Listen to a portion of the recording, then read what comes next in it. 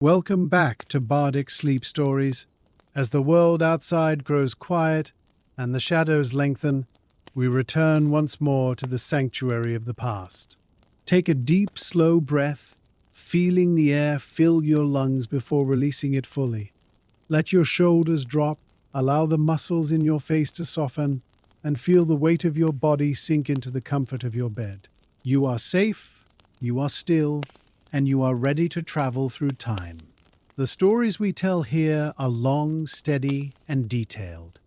They are designed to occupy the wandering mind with the gentle rhythm of history, providing a path that leads away from the worries of today and toward a deep, restorative sleep. There is no pressure to follow every word or reach the end of the chronicle. Whether you drift away in 5 minutes or 50, the story will remain here, a constant and calming presence in the dark. Tonight, we immerse ourselves in a grand and sprawling narrative. We shall set aside the haste of the modern age to observe the slow turning of the wheel of power, focusing on the textures of life, the echoes of ancient stone, and the quiet legacy of those who came before us. Our journey this evening leads us into the heart of a vast and storied heritage. We begin our exhaustive exploration of walking the King's Road. We awaken not to the sound of alarms, but to the gentle grey light of an autumn dawn filtering through the leaded glass window of a room in the village inn. The air in the chamber is cool and crisp, carrying the faintest scent of wood smoke and dried lavender from the potpourri bowl on the bedside table. You lie beneath a thick quilt of patchwork wool, feeling the heavy comforting warmth that it provides against the morning chill. The room is silent, save for the occasional settling creak of the ancient oak beams that support the thatched roof above. Slowly, you push back the covers and place your feet on the wide wooden floorboards. The floorboards are smooth and cool beneath your bare feet, polished by generations of travelers who have rested in this very room before setting out on their own journeys. You move to the wash basin, where a pitcher of water sits waiting. You pour the water into the ceramic bowl. It is cold and clear, waking your senses as you splash it onto your face. There is a ritual to the morning preparation, a slow and deliberate gathering of oneself. You dress in layers to ward off the biting air of the season, a linen tunic that smells of fresh soap, a heavy woolen sweater knitted in a pattern of cables and knots, and trousers of sturdy, brushed cotton. You pull on your socks, thick and grey, before stepping into your walking boots. These boots are old friends, molded perfectly to the shape of your feet, their leather softened and darkened by oil and miles of use. You lace them up slowly, pulling the laces tight through the brass eyelets, ensuring a secure fit for the road ahead. Next, you turn to your pack. It rests on the sturdy wooden chair by the door, a canvas satchel that will hold your provisions. You pack a loaf of dark, seeded bread wrapped in a linen cloth, a wedge of hard yellow cheese, and 2 crisp red apples harvested from the orchard just behind the inn. You check your water flask, shaking it to hear the sloshing sound of the liquid inside. It is full. Finally, you take your heavy cloak from the hook on the wall. It is a deep forest green, lined with fleece, and as you swing it over your shoulders, you feel its reassuring weight settle around you like an embrace. You fasten the bronze clasp at your throat, pick up your walking staff from the corner, and open the door to the hallway. The inn is still quiet, the other guests slumbering on, but you are drawn by the promise of the road and the golden light of the morning. Descending the narrow, winding staircase, the wood groans softly under your boots. A familiar sound in this house of age and history. You pass through the common room, where the embers of the previous night's fire still glow a dull, pulsing red in the massive stone hearth. The room smells of stale ale and old timber, a scent of hibernation and rest. You nod to the innkeeper, who is silently sweeping the flagstones with a broom of birch twigs, and step out through the heavy front door into the village street. The transition is immediate and bracing. The air outside is cold, sharp, and utterly clean, filling your lungs with the essence of autumn. The village of Oakhaven is slowly waking up. Thin ribbons of grey smoke rise straight up from the chimneys of the cottages, unbothered by any wind in the still morning air.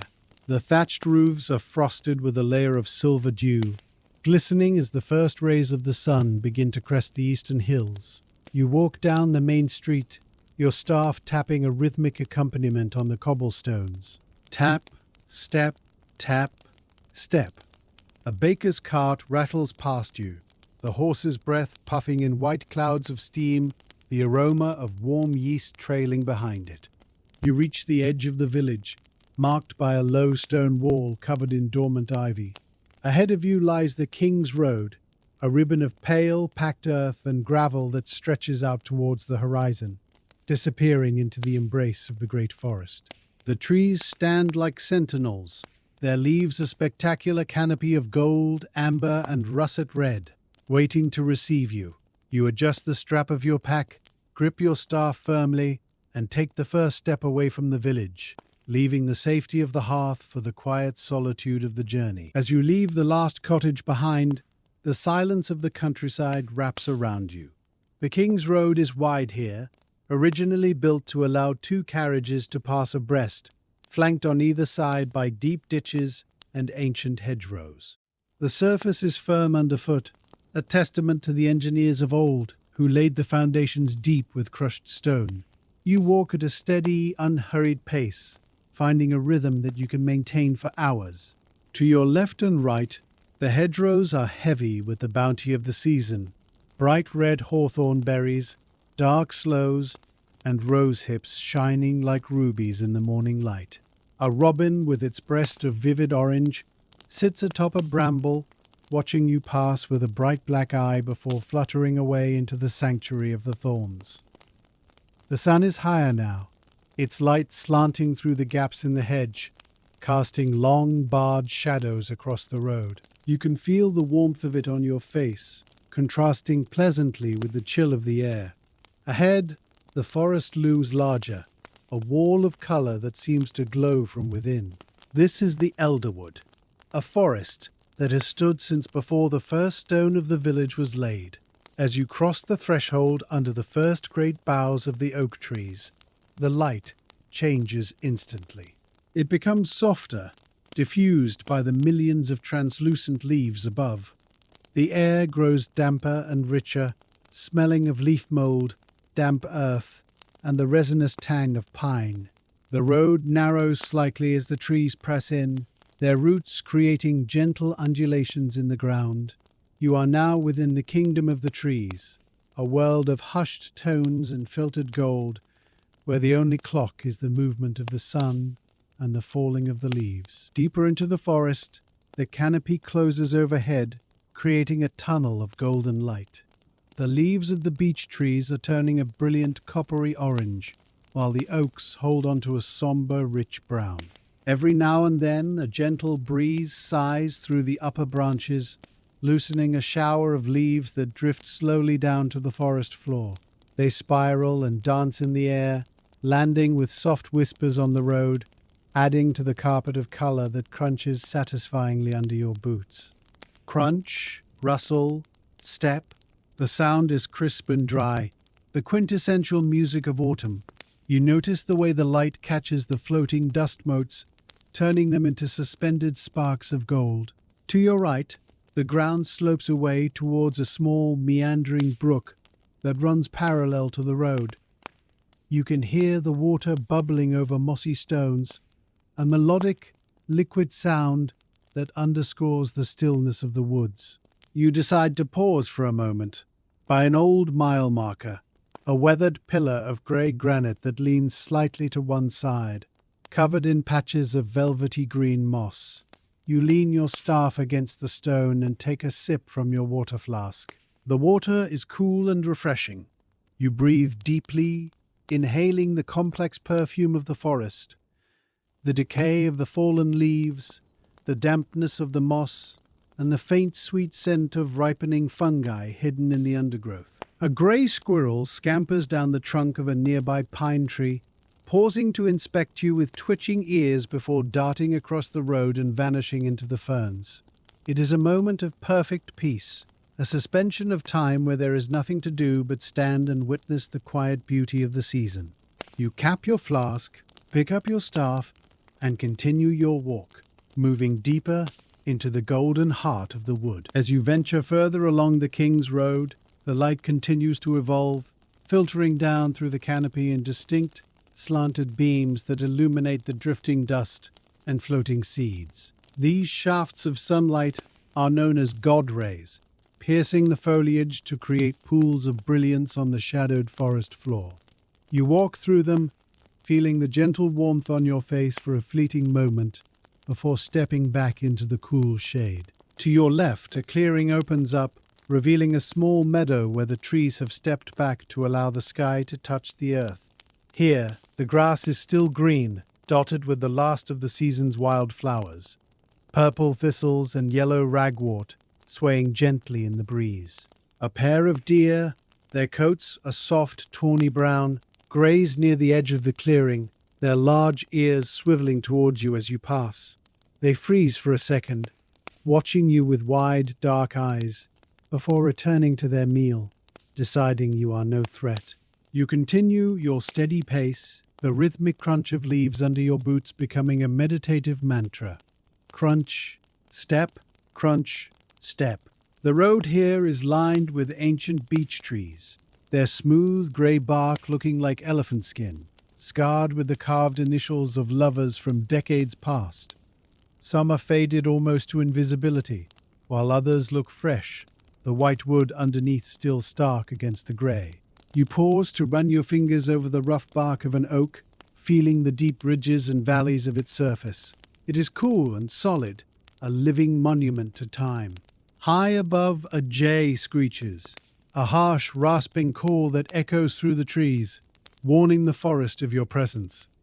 You smile, feeling like a guest in a grand living hall. The road begins to curve gently to the right, following the contours of the land as it rises slightly.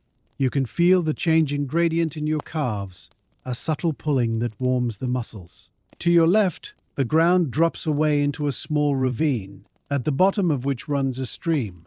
The sound of the water grows louder, a constant bubbling murmur that accompanies your steps. Bubble, rush, splash. You stop by a small stone bridge that arches gracefully over the water. It is old, built of grey field stones, held together with lime mortar that has crumbled in places, allowing ferns and tiny wildflowers to take root in the cracks. You lean over the parapet to look down into the stream. The water is crystal clear, tumbling over smooth, colourful pebbles of quartz and granite. You can see small trout darting in the shadows of the bank, their spotted backs blending perfectly with the riverbed. A blue dragonfly hovers over a quiet pool, its iridescent wings flashing in a patch of sunlight.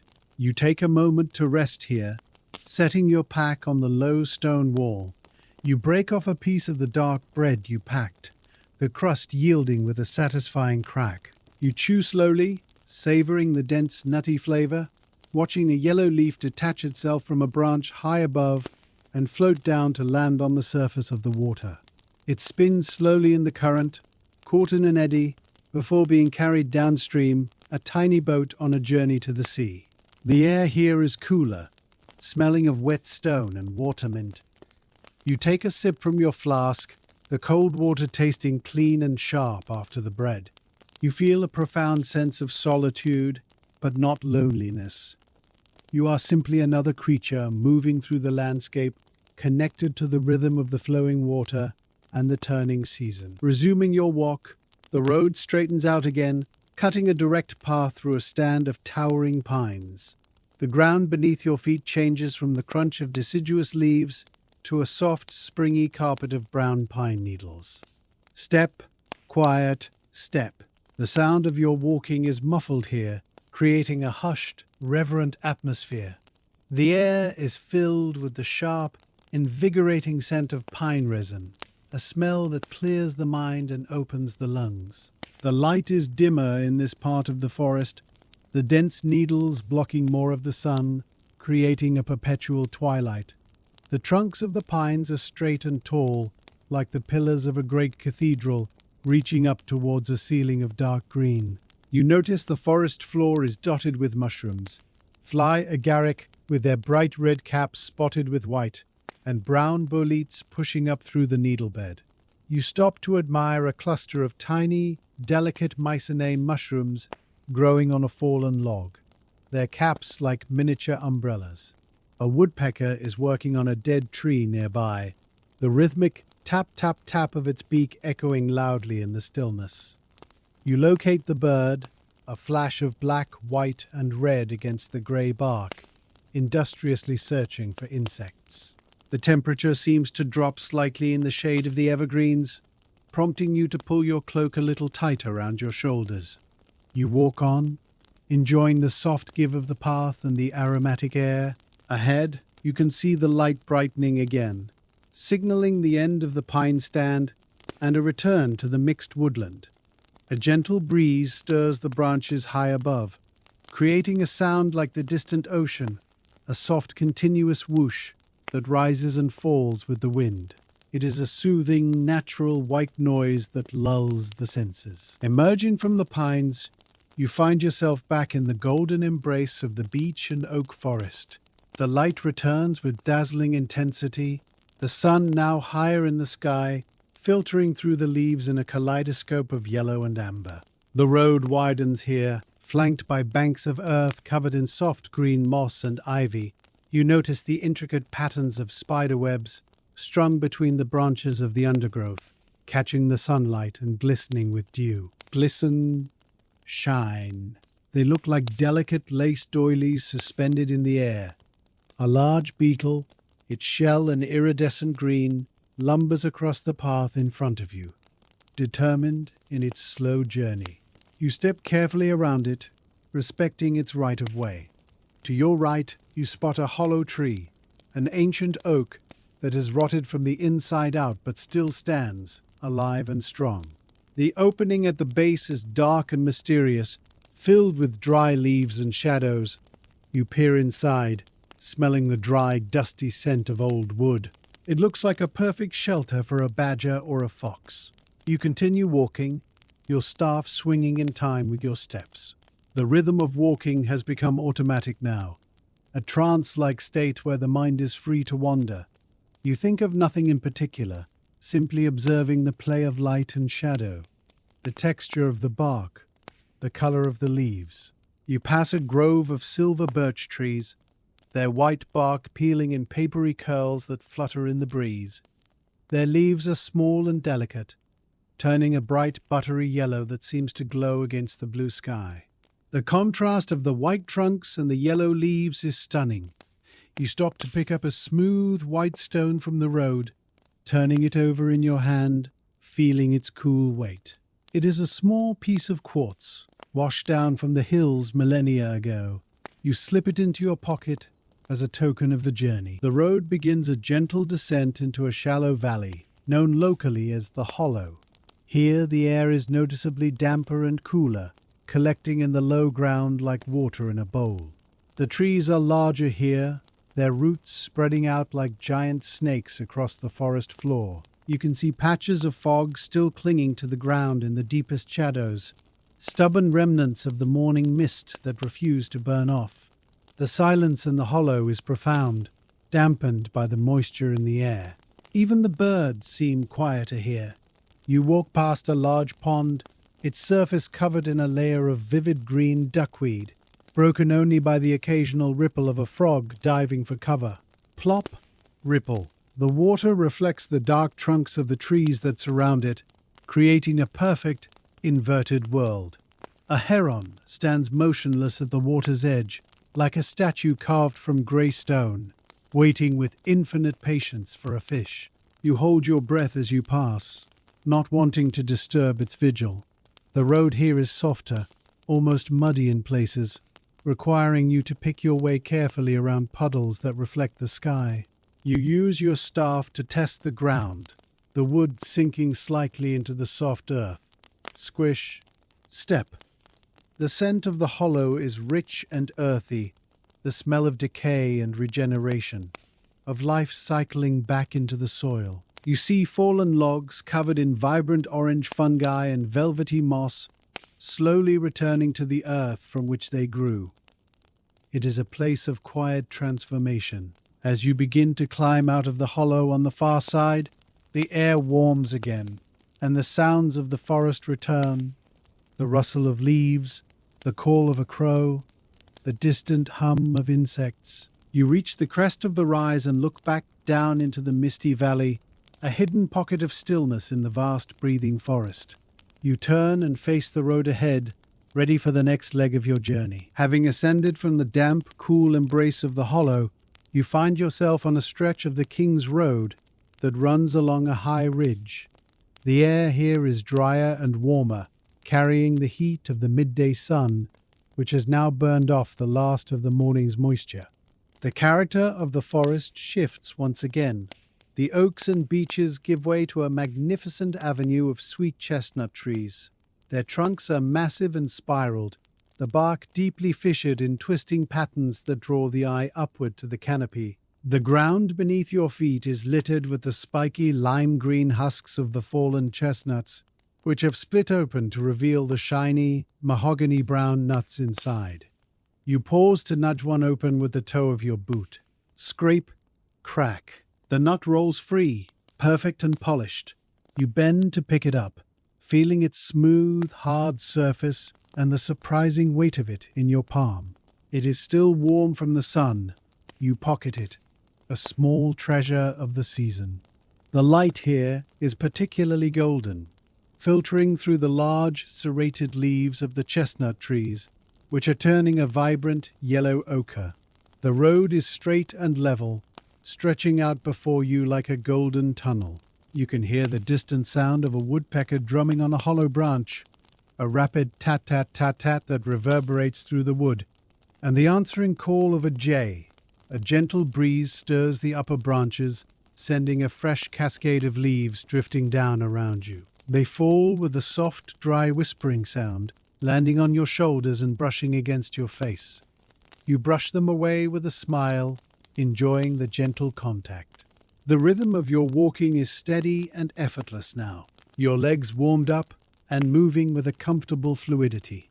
You are in the flow of the journey, moving through the landscape not as an intruder, but as a part of the natural order, as constant and rhythmic as the wind itself. The sun has reached its zenith, hanging directly overhead in a sky of piercing cloudless blue.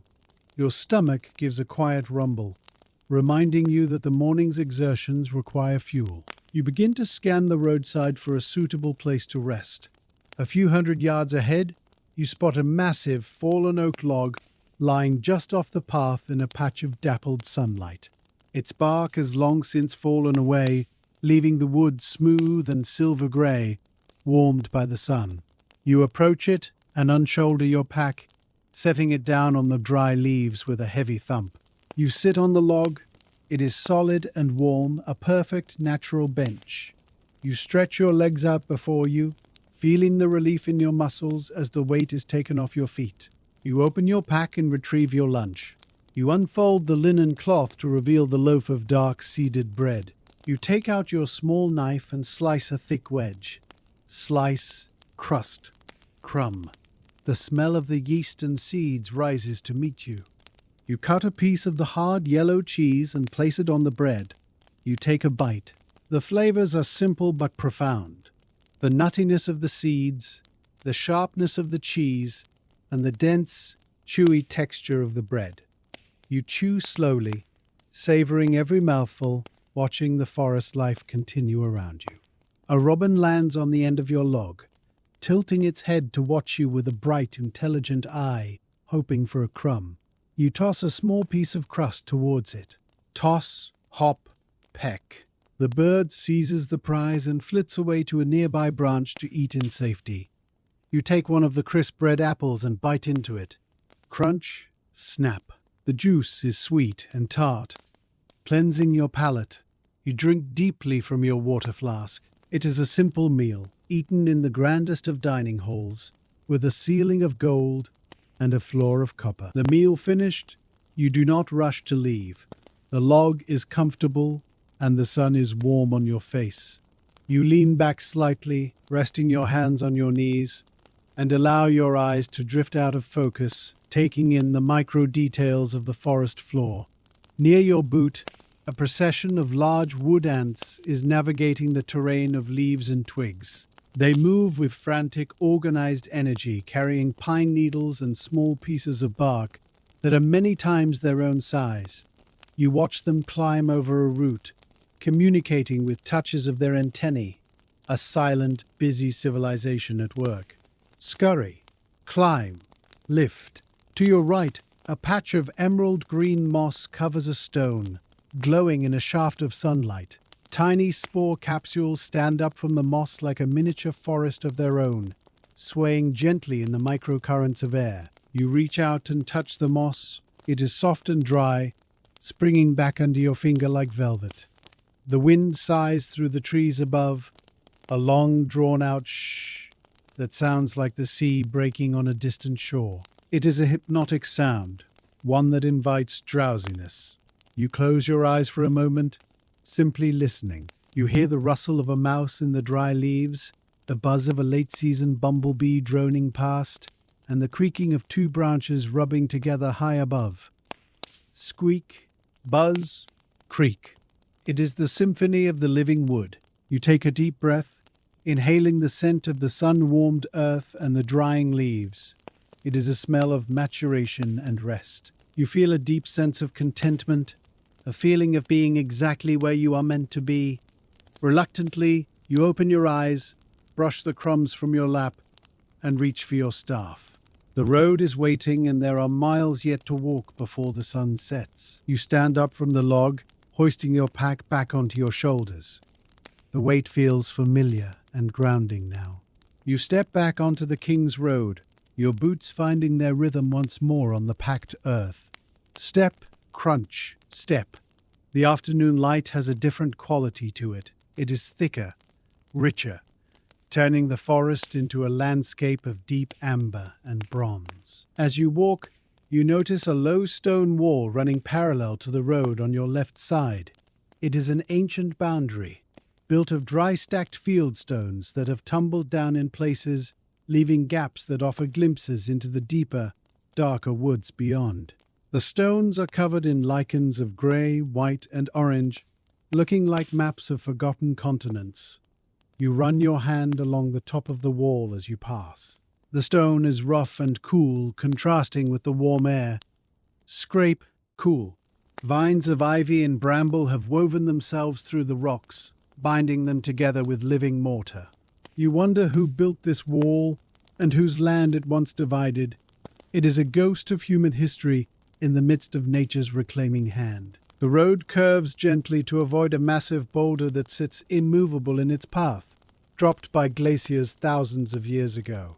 You walk around it, marveling at its size. On the other side, the view opens up slightly. You can see through the trees to a distant ridge, blue and hazy in the afternoon light. A hawk circles high above the ridge, a tiny speck against the pale sky, riding the thermals with effortless grace. Circle, soar, glide. You watch it for a moment, shading your eyes with your hand, before turning your attention back to the path. The walking is easy here, the ground level and smooth, allowing you to settle into a comfortable, mile-eating stride. The afternoon wears on, and the shadows of the trees begin to lengthen, stretching across the road like the bars of a great cage. The air begins to cool slightly as the sun dips lower, losing the fierce heat of midday. You are passing through a section of the forest where the undergrowth is thick with ferns. They are turning from green to russet and gold, creating a sea of color that comes up to your waist.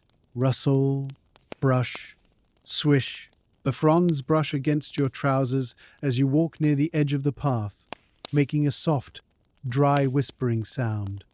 You spot a flash of movement to your right, a red fox, vivid against the brown leaves, trotting silently along a game trail. It stops, lifting a paw, and looks at you with bright, intelligent amber eyes. Its ears swivel, catching the sound of your breathing. Stop, watch, listen.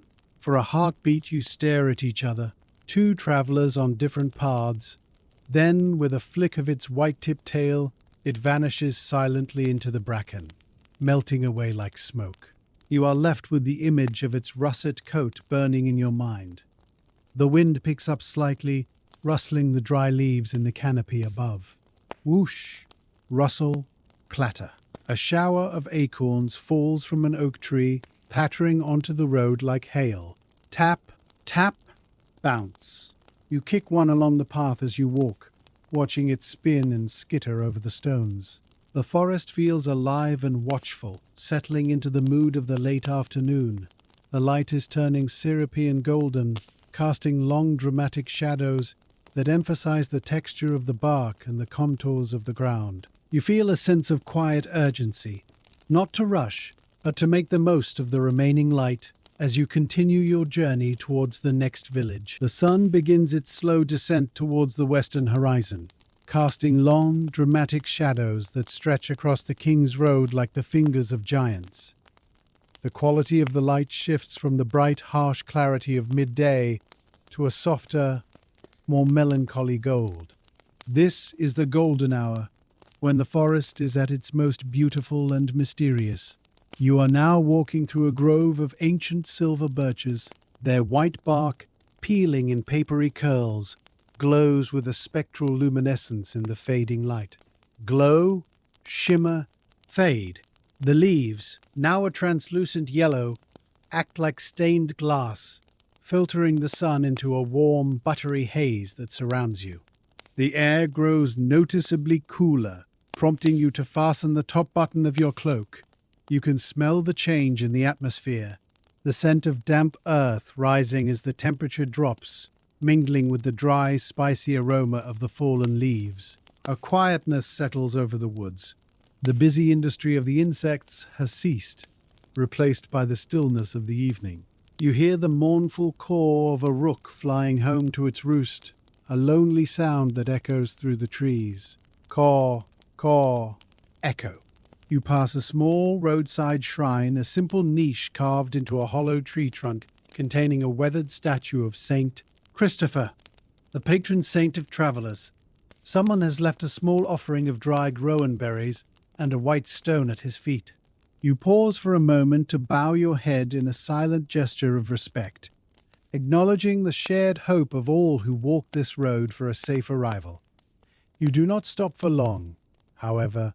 The day is ending, and the road calls you onward. As twilight deepens, the colors of the forest begin to drain away, replaced by a monochrome palette of grays and silhouettes. The King's Road leads you out of the dense woodland and onto a causeway crossing a low-lying marsh. The ground on either side is wet and boggy, dotted with tufts of coarse grass and stands of tall, skeletal reeds that whisper dryly in the breeze. Rustle, whisper, shh. The air here is colder and damp, smelling of standing water and peat. Patches of mist begin to form over the pools, swirling slowly like ghostly vapor. You walk briskly across the raised earth causeway, your boots sounding loud and firm on the packed gravel. Crunch, step, crunch. To your right, you see a heron, standing motionless in the shallows. A dark, hunched shape against the silver reflection of the water. It takes flight as you approach, its wide wings beating slowly and heavily, carrying it away into the gathering gloom. Flap, whoosh, glide. The sky above is turning a deep, bruised purple, with the first stars beginning to prick through the veil, tiny, cold points of light appearing one by one. You look for the evening star, Venus, burning bright and steady in the west. It is a comforting beacon, a celestial companion for the lonely traveller.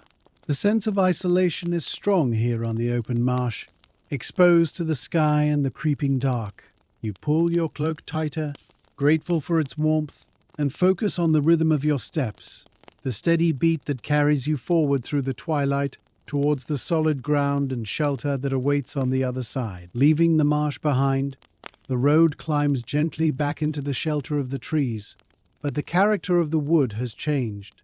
These are old yews and holly trees, their leaves dark and evergreen, creating a dense protective tunnel. It is significantly darker here, effectively night already under the heavy canopy. You pause to retrieve your lantern from your pack. It is a sturdy brass construction with glass panes. You strike a match, the sudden flare momentarily blinding in the dark. Scritch, flare, glow. You light the candle inside and close the small door. Click. The warm yellow light spills out, pushing back the shadows and creating a small sphere of safety that moves with you. You hold the lantern high, watching the shadows of the branches dance on the road ahead.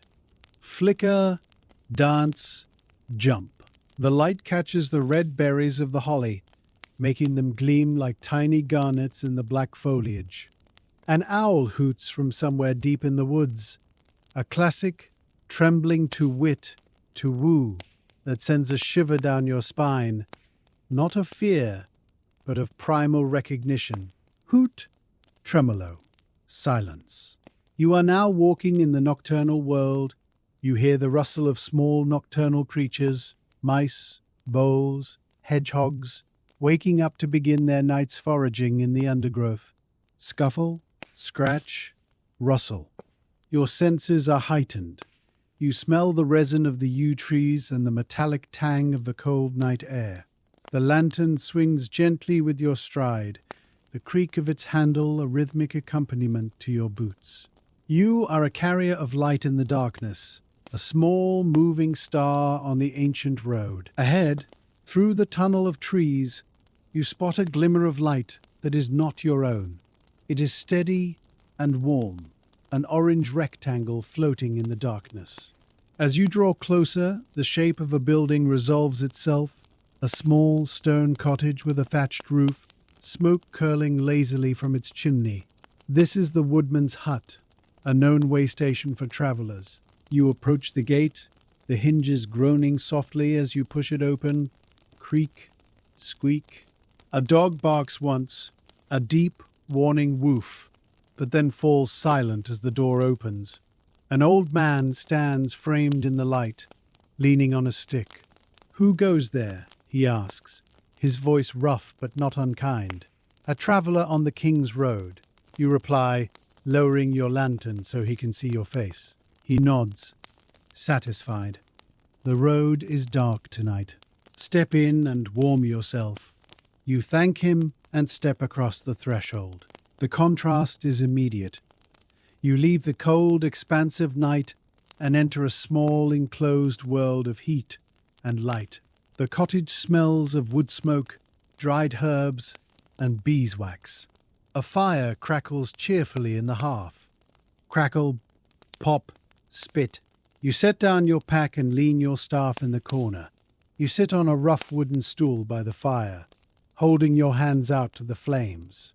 The heat seeps into your skin, thawing the chill from your fingers. The old man pours you a cup of hot cider from a kettle on the hob. "Drink," he says. You take a sip. It is sweet, tart, and spiced with cinnamon, warming you from the inside out. You sit in companionable silence, listening to the wind rise outside, rattling the shutters. You are safe, warmed by the kindness of strangers, resting your legs before the final leg of the journey. After warming yourself by the woodman's fire, you bid the old man farewell and step back out into the night. The darkness seems less absolute now, tempered by the warmth you carry with you. The moon has risen, a gibbous orb of pale silver that hangs high above the trees, bathing the road in a ghostly, monochromatic light. You extinguish your lantern to save the candle, letting your eyes adjust to the moonlight. Puff, dim, adjust. The forest is transformed. The road is a ribbon of silver. The shadows are ink-black pools. The trees cast long, skeletal shadows that stretch across your path. You walk through a landscape of silver and black. You can see your breath plumbing in white clouds before you. Exhale, mist, vanish. The air is freezing now, a hard frost beginning to form on the grass verges, glittering like diamond dust in the moonlight. Glitter, sparkle. The mud of the road has stiffened, crunching crisply under your boots. Crunch, snap, crunch. You are approaching the outskirts of the destination village, Riverton. You can smell the wood smoke from its many chimneys on the breeze. You hear the distant tolling of a church bell marking the hour, 9 slow, mournful strikes that drift through the cold air. Dong, dong, dong. The sound is heavy and final. You quicken your pace slightly, anticipating the end of the journey. You pass the first outlying farm, a dark shape against the sky, a single lantern burning in the barn. A cow lows softly in the dark. You are crossing the boundary between the wild wood and the settled land. The road widens, paved now with cobblestones that gleam in the moonlight. You have arrived at the edge of the village, the journey behind you, the rest ahead. You step onto the ancient stone bridge that spans the River Swift, marking the official entrance into the village of Riverton. The bridge is a masterpiece of medieval masonry, its 3 arches rising gracefully from the dark, swirling water below. Step, echo, step. Your boots ring out on the cobblestones, the sound sharp and distinct in the quiet night air, bouncing off the low stone parapets. You pause in the center of the span to look over the edge. The river is swollen with the autumn rains, a powerful moving mass of black obsidian that catches the moonlight in fleeting silver ripples. Rush, swirl, glisten. You can hear the deep, constant roar of the water rushing over the weir further downstream, a background bass note that permeates the entire village. The air here is damp and smells of wet stone and river weeds. On the far bank, the houses of Riverton rise up from the water's edge, their foundations built directly into the bedrock. They are tall, narrow structures of timber and plaster, leaning slightly towards each other across the narrow streets as if whispering secrets. Most of the windows are dark, the shutters closed tight against the night, but here and there a warm orange glow leaks out from a gap, betraying a late-night candle or a dying fire. A cat, black as the shadows it hunts in, walks along the top of the bridge wall, its paws making no sound. It stops to watch you, its eyes flashing green in the moonlight, before melting away into the darkness. You feel a sense of trespass, a lone figure moving through a world that has already retreated into sleep, yet there is also a feeling of safety in returning to the habitation of men after the solitude of the woods. You adjust your pack, feeling the fatigue in your shoulders, and continue across the bridge, your staff tapping a rhythm that leads you towards the shelter of the village center. Leaving the bridge behind, you enter the labyrinthian streets of the village proper. The road here is narrow, flanked by high walls of rough-hewn stone that gleam with dampness. The moonlight struggles to reach the cobblestones here, creating a tunnel of deep shadows. You pass a bakery, its windows dark, but the air around it still holds the faint, sweet memory of the day's bread, a ghostly scent of yeast and flour that makes your stomach rumble quietly. Inhale, yeast, exhale. You turn a corner and emerge into the market square. It is an open space paved with flat flagstones, dominated by a large octagonal market cross in the center. By day, this place would be a chaotic riot of noise, color, and commerce, filled with stalls selling wool, apples, and pottery. Now, by the light of the moon, it is a vast, empty stage of silver and grey. The stalls are packed away, leaving only the permanent wooden frames standing like skeletons in the dark. A dry leaf skitters across the stones, driven by a sudden gust of wind, making a scratching sound that seems impossibly loud in the silence. Scritch, scratch. You walk towards the far side of the square, where a large building stands with lights still burning in the lower windows. A wooden sign hangs above the door, swinging gently in the breeze, with a rhythmic creak. Creak, squeak. It depicts a white swan on a blue river. This is the Swan, the finest inn in the valley and your destination for the night. The building is warm and inviting, built of golden limestone that seems to hold the light. You can hear the low, muffled hum of conversation coming from inside. a sound of community and warmth that draws you in like a moth to a flame. You climb the 3 worn steps to the door, your hand reaching for the polished iron handle. You push open the heavy oak door of the Swan, and the transition is instant and overwhelming. You step from the cold, monochromatic world of the moonlit night into a sensory embrace of warmth, color, and sound. The air inside is thick and rich, smelling of roasting meat, wood smoke, dried hops, and pipe tobacco. Inhale, warmth, smoke. A massive fire roars in the hearth at the far end of the room, sending waves of heat rolling across the flagstones. The light is golden and hazy, provided by iron chandeliers holding dozens of beeswax candles and the flickering glow of the fire. The room is filled with heavy wooden tables and benches, occupied by locals and travelers alike. The hum of conversation is a pleasant drone, punctuated by the clinking of pewter tankards and the occasional burst of laughter. You lower your hood, shaking the cold from your cloak. The landlord, a man with a white apron and a face flushed from the heat of the fire, spots you and nods a welcome. He moves behind the polished wooden bar, wiping it down with a cloth. "A room for the night traveller?" he asks, his voice booming over the noise. "And a hot meal, if the kitchen is still serving?" You reply, "Aye, there is pot roast left, and a good bed in the east wing," he says, handing you a heavy iron key. You take it, feeling the cold metal in your warm hand. You find a small table near the fire, unbuckling your pack and letting it slide to the floor with a heavy thump. You sit down, the wood of the bench hard and solid beneath you. You stretch your legs out towards the hearth, feeling the heat penetrate the thick wool of your trousers, thawing the deep chill of the river mist. You are no longer a walker on the road. You are a guest in the hall, anchored and safe. A serving girl brings you a tray laden with the simple, hearty sustenance of the countryside. There is a deep bowl of beef stew, dark and thick with gravy, filled with chunks of tender meat, carrots and onions that have been cooked slowly for hours. Beside it sits a trencher of crusty bread and a wedge of sharp, white cheese. Clink, set. You pick up your spoon, your hand trembling slightly from the fatigue of the day's march. You take the first bite. The flavor is intense and savory, coating your mouth and warming your chest. You eat slowly, letting the food restore your energy, breaking the bread to soak up the last of the gravy. You wash it down with a tankard of dark ale, cool and malty, which tastes of the roasted barley of the fields you passed. As you eat, the crowd in the inn begins to thin.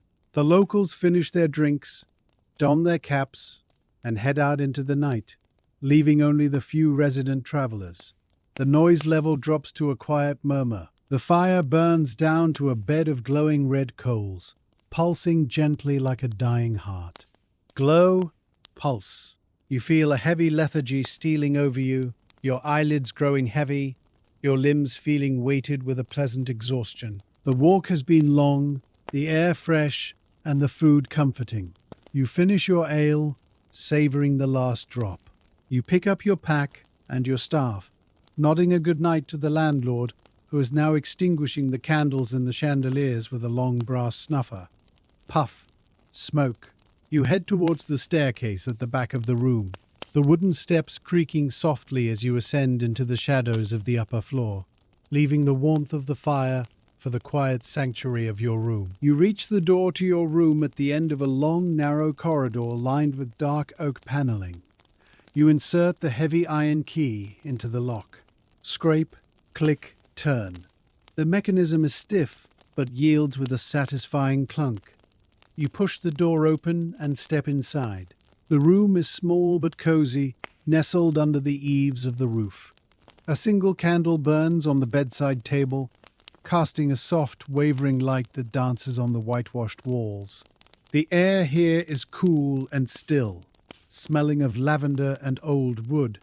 You place your pack on the floor and lean your staff against the wall. Thud, click. You sit on the edge of the bed. The mattress is thick, stuffed with goose feathers, and it sinks luxuriously under your weight. Creak, sink. You begin the slow process of undressing. You unlace your boots, your fingers working the stiff leather knots. Pull, loosen. You pull them off one by one, and the relief is instantaneous. Your feet, tired and achy, expand in the cool air. You wiggle your toes on the wooden floorboards. Wiggle, relief. You strip off your layers of wool and linen, folding them neatly on the chair. You pour water from a ceramic pitcher into a bowl and wash the dust of the road from your face and hands. The water is cold and shocking, cleansing your skin. You pull on a soft flannel nightshirt. You move to the window and unlatch the shutter, pushing it open just a crack. You look out over the sleeping village. The moon is high now, turning the river into a ribbon of silver light.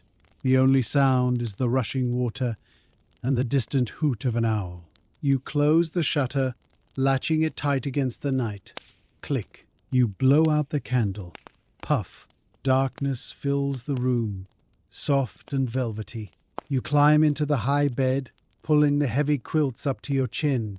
You close your eyes, and the road continues to unspool in your mind a path to dreams. As you lie beneath the heavy weight of the goose feather quilt, the world of the waking mind begins to recede, replaced by the soft, indistinct textures of sleep. The silence of the room is not empty, but rather a tapestry of quiet, settling sounds that serve to deepen your rest. You hear the rhythmic ticking of a grandfather clock somewhere in the hallway, a slow, steady heartbeat of time that measures out the seconds of the night. Tick, tock, tick, tock. It is a sound of order and continuity. Occasionally, the ancient timbers of the inn shift as they cool in the night air, letting out a soft groan or a crack that speaks of centuries of standing against the wind. Creak, settle. Outside, the wind has dropped, leaving the village of Riverton wrapped in a blanket of stillness. The rushing of the river, which was a roar on the bridge, is now muffled by the thick stone walls and the heavy shutters, reduced to a distant, soothing white noise that sounds like rain falling on a forest canopy. Hush, rush, hush. You feel the tension melting from your muscles, draining away from your shoulders, your back, and your legs, sinking into the soft mattress. The bed feels like a warm nest, a sanctuary suspended in the dark. Your breathing slows, becoming deep and regular, matching the slow pulse of the sleeping house. The scent of the lavender in the room seems to grow stronger in the dark, a sweet herbal aroma that calms the senses. You are drifting on a dark, calm sea, the boat of your consciousness untethered from the dock of the day, floating gently towards the horizon of dreams.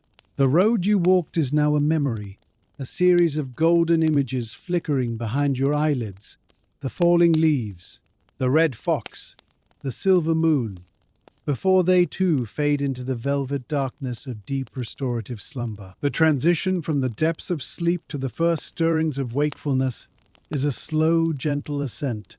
You become aware of the light before you open your eyes, a pale grey luminescence that is filtering through the cracks in the wooden shutters. It is the hour before the dawn, the time of the wolf light, when the world is suspended between the night and the day.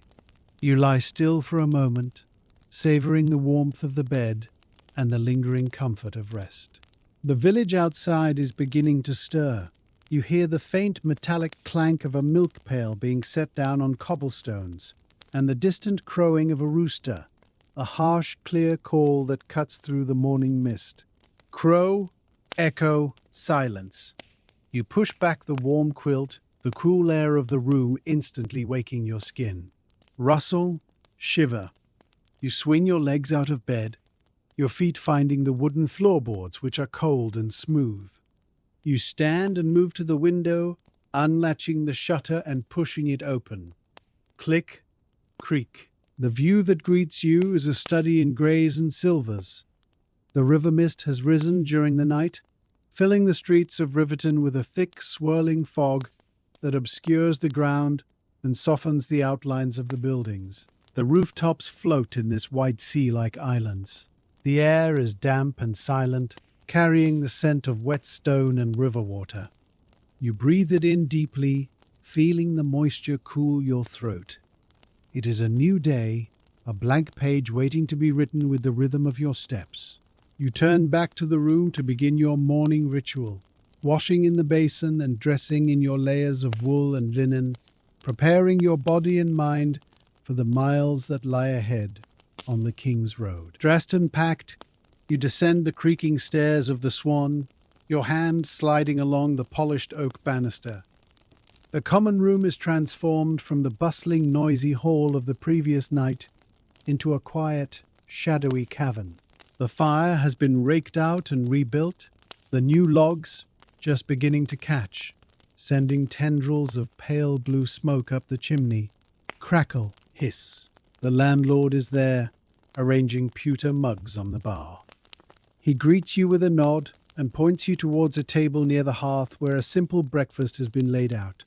You sit down to a bowl of porridge, steaming hot and topped with a generous spoonful of dark amber honey and a splash of cream. Stir, steam, sweet. It is sustaining food, heavy and warm, designed to fuel a traveler for a long morning. Beside it is a plate of toasted bread and a pot of strong black tea. You eat slowly, watching the flames grow in the hearth, listening to the quiet sounds of the inn waking up, the rattle of pots in the kitchen, the sweeping of the floor, the murmur of the staff. You drink the tea, the tannins sharp and reviving. You take a moment to inspect your map, tracing the line of the King's Road as it leaves the village and follows the river valley northwards. Today you will be walking towards the high moors, a landscape of open sky and heather. You fold the map carefully and tuck it into your pocket. Fold, slide, you shoulder your pack, which feels lighter today, or perhaps you are simply stronger. You pick up your staff, feeling the familiar smooth wood against your palm. You pay the landlord, leaving a few silver coins on the table, and step towards the heavy oak door.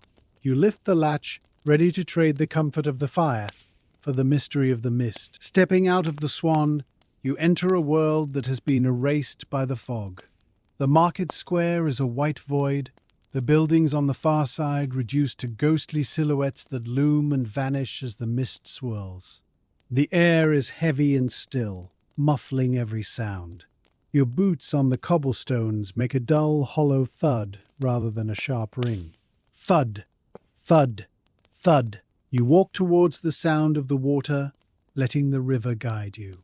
As you approach the bank, the mist thins slightly, revealing the dark, glossy surface of the river swift sliding silently past. A pair of mute swans drift into view, emerging from the white gloom like spirits. They glide effortlessly against the current, their white feathers luminous in the grey light, their orange beaks bright spots of colour. Glide, drift.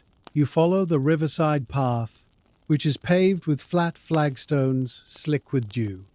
You pass an old watermill, its great wooden wheels stationary for now, the paddles dripping water into the mill race below. Drip, splash, drip.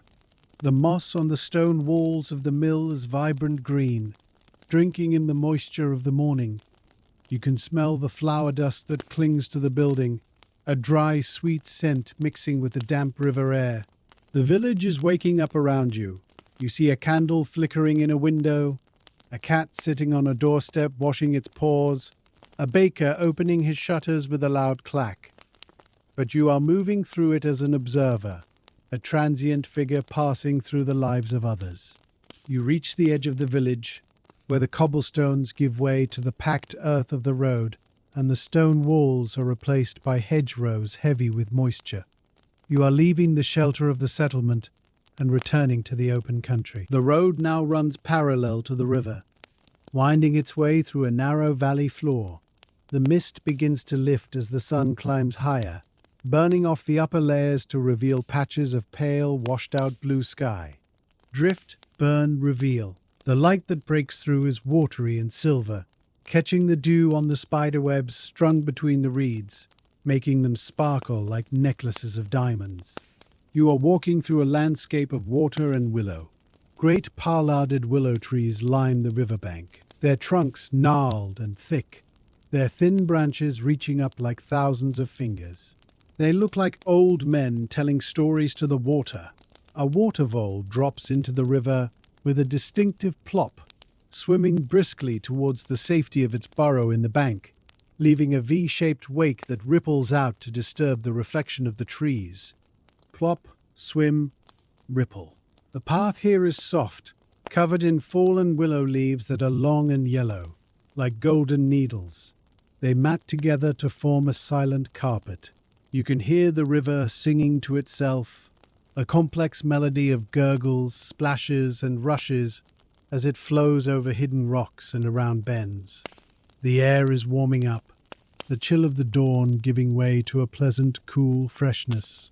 You feel the rhythm of the walk re-establishing itself in your body, your legs swinging effortlessly, your breath syncing with your stride. To your right, the valley sides begin to rise steeply, covered in dense woods that are turning russet and gold. You are walking in the trough of the land, a protected corridor of peace. Ahead you can see a stone bridge arching over a tributary stream, marking the point where the road will begin its ascent out of the valley and up towards the moors. You adjust your grip on your staff and walk on, embracing the journey. Leaving the damp intimacy of the river valley behind, the King's Road begins a steady switchback ascent up the side of the escarpment. The lush willows and soft earth are replaced by the harder, more resilient landscape of the high moors. The trees thin out, becoming solitary sentinels, twisted hawthorns and stunted oaks, bent by years of wind, their branches reaching towards the south like gnarled fingers pointing the way. Twist, reach, lean. The ground beneath your boots changes from the muffled silence of leaf litter to the sharp, gritty crunch of shale and limestone. Crunch, scrape, step. You can feel the change in gradient in your calves, a tightening that warms the muscles and deepens your breathing. As you climb higher, the mist that clung to the valley floor begins to shred and dissipate below you, revealing a patchwork quilt of green fields and dark woodlands stretching out to the horizon. The air grows noticeably cooler and fresher with every 100 feet of elevation, carrying the clean, sharp scent of heather and bracken. You pause at a hairpin bend to catch your breath, leaning heavily on your staff. You look back down the way you came. The village of Riverton is now a toy town collection of grey roofs and smoking chimneys, nestled in the curve of the Silver River. The sound of the water has faded to a distant murmur, replaced by the sighing of the wind in the dry grass. A skylark rises from the moorland ahead of you, ascending in a spiral of song, a continuous, joyous trilling that fills the immense silence of the open sky. Trill, ascend, soar. You watch it climb until it is just a speck against the pale blue, marveling at the sheer volume of sound coming from such a small creature. You take a drink from your flask, the water cold and metallic, tasting of the stone it traveled through. You crest the ridge and step out onto the plateau of the high moors. The horizon expands instantly, a 360-degree panorama of rolling purple-brown hills under a vast cloud-scudded sky. The scale is breathtaking. You feel small here, a tiny moving point in a landscape that has remained unchanged for millennia. The ground is carpeted in heather, turning from its summer purple to a rich autumnal rust, rustle, brush, bloom. It is springy underfoot, absorbing your steps and pushing back slightly, adding a bounce to your stride. Large, erratic boulders of grey granite lie scattered across the moor like sleeping giants. Dropped by the glaciers of the last ice age, they are covered in map-like patterns of lichen, circles of pale green, starbursts of yellow, and crusts of black. You approach one of these stones, known locally as the Old Man, and run your hand over its rough, sun-warmed surface. It feels ancient and permanent, a stark contrast to the fleeting lives of those who walk past it. The wind here is constant, a steady pressure against your left cheek, singing through the dry grasses with a high, sibilant hiss. hiss, whoosh, sing. It brings with it the scent of peat smoke from a distant farm and the wild, herbal smell of the heather itself. You see a flock of sheep grazing in the distance, white dots moving slowly across the brown canvas. They lift their heads as you pass, watching you with mild, rectangular-piled curiosity before returning to their endless chewing. Chew, stare, graze. A solitary raven croaks from atop a cairn of stones marking the path, a deep, resonant cronk that carries for miles in the clear air. You feel a deep sense of freedom up here, detached from the enclosed world of the valley, walking the spine of the land under the open dome of the heavens. The path across the moors is marked not by paved stones, but by a worn track of white limestone dust and the occasional cairn, piles of rocks built by travellers over centuries to guide the way through mist and snow. You add a small stone to one such cairn as you pass, a ritual of gratitude and contribution to the collective journey. Lift, place, clatter. The sun is high now, but its heat is tempered by the altitude and the breeze. You walk with a steady rhythmic gait, your eyes scanning the horizon for landmarks. Ahead you spot a standing stone circle, a ring of monoliths known as the 9 Ladies. They stand in a silent, grassy clearing, grey fingers of rock pointing at the sky. You leave the path to walk amongst them. The stones are weather-beaten and leaning, their surfaces pitted by wind and rain. You step into the centre of the circle. The acoustics change instantly. The wind seems to drop, and the world feels suddenly hushed. It is a place of deep, resonant stillness. You place your hand on the central kingstone. Touch, cold, silent. You can almost feel the vibrations of the past, the echoes of ceremonies held here under the harvest moon thousands of years ago. A small lizard, basking on the warm side of the stone, scuttles away into a crevice at your approach, a flash of green scale against grey rock. Scuttle, hide. You sit at the base of one of the stones to eat a simple lunch of dried meat and hardtack biscuit, sheltering from the wind. You chew thoughtfully, watching the cloud shadows race across the moorland like dark ships on a green sea. The solitude here is profound, a heavy, comfortable blanket that wraps around you. You are alone with the stones and the sky, a temporary guest in a timeless landscape. Resuming your walk, the path begins a gentle descent towards a hidden valley within the moors, a geological fault line known as Raven's Clough. The ground drops away sharply to your right, revealing a deep wooded gorge cut by a fast-flowing stream. The sound of water returns, a distant roar rising up from the trees below. Roar, rush, echo. You follow the path as it winds down the side of the gorge, leaving the open sky of the moor for the enclosed, verdant world of the Clio. The trees here are stunted oaks and birches, clinging to the steep rock faces with exposed, knobby roots that look like grasping hands. Moss covers everything. Rocks, tree trunks, the ground, in a thick, vibrant green velvet that drips with moisture. Drip, soak, squish. The air becomes humid and cool, smelling of wet ferns and decaying wood. You cross a narrow wooden bridge over the stream, the planks slick with algae. The water beneath is dark and churning, foaming white around black rocks. You stop to watch a dipper, a small round bird with a white chest bobbing on a stone in the middle of the torrent. It dives straight underwater, walking against the current to hunt for larvae on the riverbed, before popping up again like a cork. Bob, dive, surface. It is a marvel of adaptation.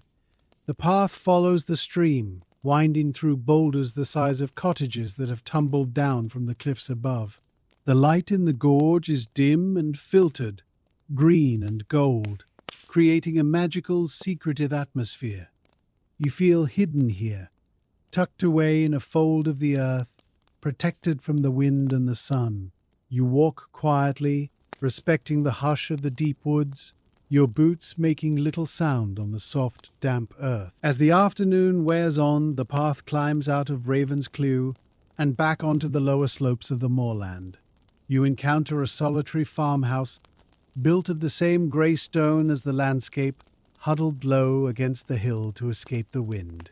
Smoke curls from its chimney, smelling of burning peat, a distinct aromatic scent that is the perfume of the highlands. Smoke, peat, earth. A dry stone wall surrounds a small garden where hardy vegetables, cabbages, turnips, and potatoes grow in neat rows. A black and white sheepdog runs to the wall to bark a greeting, tail wagging furiously. Bark, wag, pant. The farmer, a woman with a weathered face and a wool cap, looks up from her digging to wave. "Good day for the road," she calls out. "That it is," you reply, raising your hand in return. You pass the farm and continue along a track that is now lined with gorse bushes. They are prickly and dense, but still holding on to a few late yellow flowers that smell surprisingly like coconut. Sniff, sweet, prickle. You carefully avoid the thorns as you walk. The sun is beginning its descent, casting a warm, golden light across the hills, turning the dying bracken into a sea of bronze fire. You can see your destination in the distance, the village of High Cross, marked by the spire of its church rising above a cluster of trees. It looks inviting, a promise of rest after the long crossing of the moors. Your legs are tired now, a deep, satisfying ache that speaks of miles covered. You lengthen your stride, motivated by the thought of a warm fire and a soft bed. The shadows of the gorse bushes stretch out across the path, long and thin, pointing the way home. You are nearly there, the day's journey drawing to a close as the first stars begin to appear in the deepening blue of the eastern sky. The village of High Cross does not sprawl like the settlements in the valley. Rather, it huddles together for warmth on the exposed spine of the moor. You walk past the first cottages, which are built low and sturdy from the local gritstone, their roofs tiled with heavy slabs of grey slate to withstand the winter gales. Step, crunch, step. The sun has finally dipped below the western horizon, leaving a sky painted in bruised shades of violet, indigo, and a lingering, burning strip of orange. The wind, which had been your constant companion on the open moor, seems to lose its strength among the stone walls of the village lanes, dropping to a gentle breeze that carries the scent of coal smoke and roasting meat. Windows are beginning to glow with the soft yellow light of oil lamps and candles, squares of warmth in the gathering dusk. You pass the village church, a small ancient structure with a squat tower that looks more like a fortress than a place of worship. The graveyard is filled with leaning headstones worn smooth by centuries of wind and rain, their inscriptions erased by time. An owl takes flight from the bell tower, a silent, ghostly shape of white feathers against the darkening sky, hunting for field mice in the tall grass of the churchyard. Swoop, glide, silence. You feel the fatigue in your legs now, a heavy, dull ache that speaks of the miles climbed and the rough terrain conquered. It is a good kind of tired, the feeling of a body that has been used well. You adjust the strap of your pack, shifting the weight one last time, and fix your eyes on the hanging sign of the inn ahead. It depicts a shepherd leaning on his crook, painted in faded colours on a wooden board that creaks rhythmically in the breeze. Creak, squeak, creak. This is the Shepherd's Rest, a sanctuary for those who work the high hills and those who travel across them. You reach the door, a heavy slab of blackened oak, studded with iron nails, and push it open. Stepping into the Shepherd's Rest is like entering a different world, separated from the cold, expansive moor by walls of stone 3 feet thick. The sensory shift is immediate and profound. The air is thick and warm, smelling powerfully of burning peat, an aromatic, earthy scent that is distinct from wood smoke, mixed with the rich smell of lanolin from damp wool, dried hops, and pipe tobacco. Inhale. Peat. Wool. The room is low-ceilinged, heavily beamed with black oak timbers that seem to press down, creating a cozy, cave-like atmosphere. A massive fire roars in the inglenook hearth, the flames dancing in shades of orange and blue, casting flickering shadows that play across the rough-plastered walls. The floor is covered in slate flags, worn smooth and hollow in the center by generations of boots. You weave your way through the tables, which are occupied by men and women with weathered faces and hands rough from work. They speak in the low, lilting dialect of the hills, a murmuring sound that blends with the crackle of the fire. Murmur, crackle, laugh. A black sheepdog, lying near the warmth of the hearth, lifts its head to inspect you with one brown eye, thumping its tail once on the floor in a lazy greeting before returning to sleep. Thump, sigh, you find a small, empty table in the corner, sheltered from drafts by a high-backed wooden settle. You slide your pack from your shoulders, the relief washing over you as the weight is removed. Slide, thud, relief. You sit on the bench, stretching your legs out towards the fire. The heat radiates through the thick wool of your trousers, loosening the tightness in your calves. The landlord, a giant of a man with a beard like spun silver, approaches your table with a smile that crinkles the corners of his eyes. A long walk up from the valley, he observes, placing a leather coaster on the table. "Al and stew?" he asks. You nod gratefully. Owl and stew would be perfect. The meal arrives quickly, borne on a scarred wooden tray by the landlord's daughter. It is sustenance designed for the harsh climate of the moors. A deep earthenware bowl filled to the brim with lamb stew. The meat is tender, falling apart at the touch of your spoon, swimming in a rich, dark gravy thickened with barley and root vegetables, turnips, carrots, and potatoes grown in the black earth of the high farms. Steam, savory, rich. Beside it sits a hunk of dense brown soda bread, still warm from the oven, and a pat of yellow butter melting into a golden pool on a small plate. You take up your spoon and eat. The flavors are intense and comforting, the sweetness of the carrots, the earthiness of the turnips, and the deep, savory umami of the lamb. You break the bread, spreading the butter thickly, and use it to soak up the gravy. It is heavy, warming food that settles in your stomach like a stone, chasing away the hollowness of hunger. You wash it down with a tankard of dark, heavy stout, a beer that tastes of roasted malt and chocolate. Gulp, malty, dark. As you eat, the tension of the journey drains away completely. Your eyelids grow heavy in the heat of the room. You watch the fire, mesmerized by the glowing heart of the peat blocks. Glow, pulse, burn. The conversation around you ebbs and flows, a comforting human background noise that requires no participation. You are simply a witness, a traveler resting at the hearth. You finish the last of the stew, scraping the bowl clean with the last crust of bread. You lean back against the wooden settle, feeling a profound sense of satisfaction. You are fed, you are warm, and you are safe. The wind may howl across the moors outside, tearing at the heather and the gorse, but in here, the fire holds the dark at bay. You signal the landlord for a room, ready to surrender to the sleep that is pulling at you. The room you are given at the Shepherd's Rest is small, monastic, and perfectly suited for deep slumber.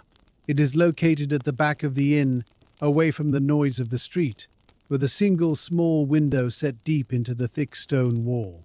You have to climb a narrow, twisting staircase to reach it. The wood groans under your feet like the timbers of a ship. Creak, step, groan. Inside, the air is cool and still, smelling faintly of lavender and the beeswax polish used on the floorboards. A heavy iron bedstead dominates the room, piled high with woolen blankets woven in patterns of red and green tartan. You place your candle on the bedside table, the flame standing straight and tall in the draft-free air. Flicker, steady. You begin to undress, your movements slow and deliberate. You unbutton your tunic, fold your trousers, and drape your heavy cloak over the back of the chair. You pour water from the ewer into the basin to wash. The water is freezing cold, likely drawn from the deep well in the courtyard, and it shocks your skin, leaving you feeling clean and scrubbed. You slip into your nightshirt and blow out the candle. Puff, dark. The darkness is absolute. A heavy velvet curtain that falls over your eyes.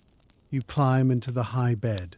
The sheets are flannel, soft and warm against your skin, and the weight of the wool blankets presses you down into the mattress. You lie on your back, staring up into the invisible ceiling. You can hear the wind now buffeting the sturdy walls of the inn, a low, moaning sound that emphasizes your safety. Moan, buffer, silence. It is the sound of the wild trying to get in and failing. You feel the solidity of the stone around you, the history of the building that has sheltered travelers for 300 years.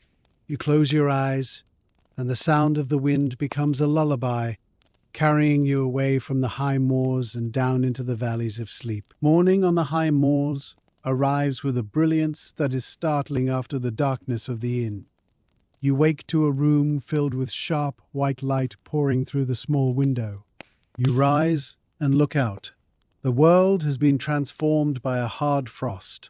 The village street, the slate roofs, and the distant hills are all coated in a glittering layer of white ice crystals that sparkle like diamond dust in the sun. Sparkle, glitter, shine. The sky is a piercing, cloudless blue, the air so clear it looks like glass. You dress quickly, layering your woolens to trap your body heat against the morning chill. You pack your bag, checking that your water flask is full and your bread is wrapped tight. Downstairs, the common room is quiet and cold, the fire not yet lit. You eat a quick breakfast of oatcakes and cheese, standing by the bar, eager to be moving. You step out of the inn, and the cold hits you like a physical force, bracing, sharp, and invigorating. Your breath plumes in great white clouds before you. Exhale, mist, vanish. You walk through the silent village, your boots crunching loudly on the frozen ground. Crunch, snap, crunch. As you leave the last house behind, the road begins to descend. You are leaving the high plateau, dropping down towards the great forest that lies in the valley below. The view is spectacular. You can see for miles the dark green mass of the forest, stretching out like an ocean, the silver thread of a river winding through it, and the distant grey smudge of the next town. You start down the track, careful of your footing on the icy stones. The sun is on your back, warming you as you walk. A kestrel hovers level with your eyes, suspended on the updraft, hunting for movement in the frozen grass.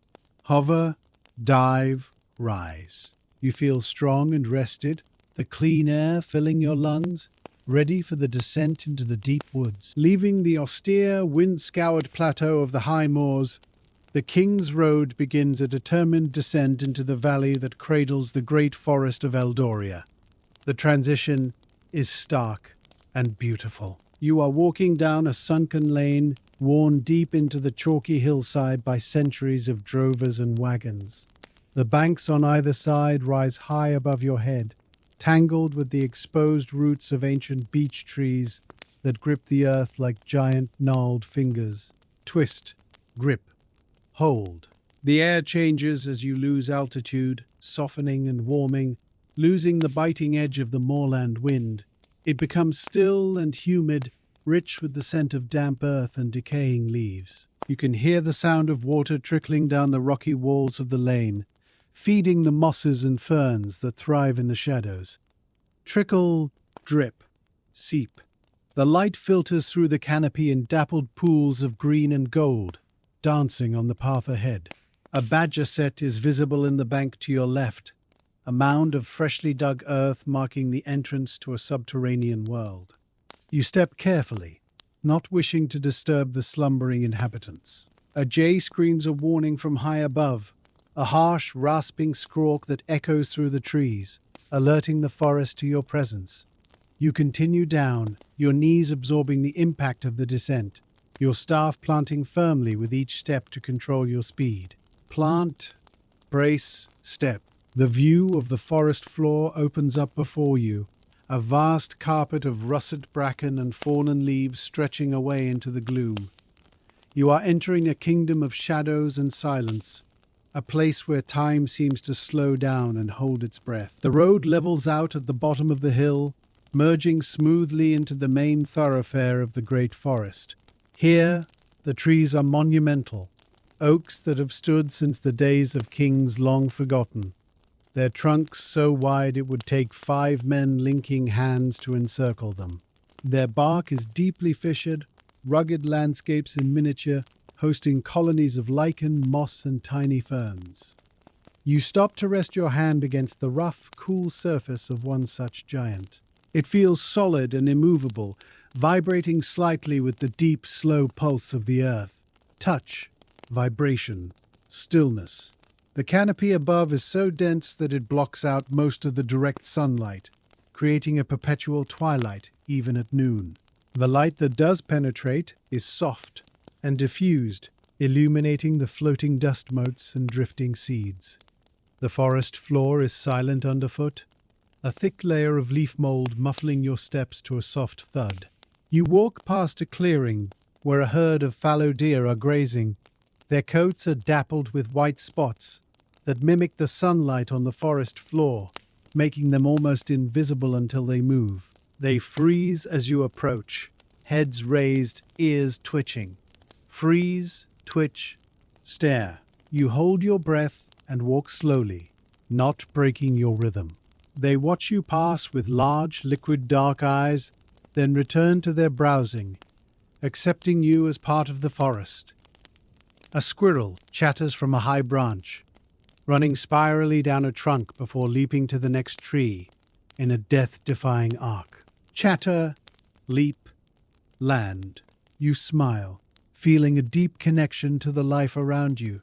The air smells of mushrooms and pine resin, a complex perfume of growth and decay. You are enveloped in the living wood. Deeper into the forest, a road follows the meandering course of the Silverbourne River. The water here is dark and swift, flowing silently over a bed of smooth, grey stones. Flow, glide, rush. You walk along the bank, the sound of the water a constant, soothing companion. The river reflects the overhanging branches of alder and willow, creating a perfect inverted mirror of the forest. A kingfisher flashes past, a streak of electric blue and copper, flying low over the water with a sharp PPP call. Flash, zip, call. You watch it vanish around a bend. You come across a fallen tree that bridges the river, its trunk covered in soft green moss. It looks inviting, a natural seat. You decide to stop for your midday meal. You unshoulder your pack and sit on the log, dangling your legs over the cool water. You unpack your simple lunch, a chunk of the soda bread from the inn, a piece of hard cheese, and a crisp green apple. You break the bread, the crust cracking loudly in the quiet. Crack, chew, swallow. You eat slowly, watching the water flow beneath your feet.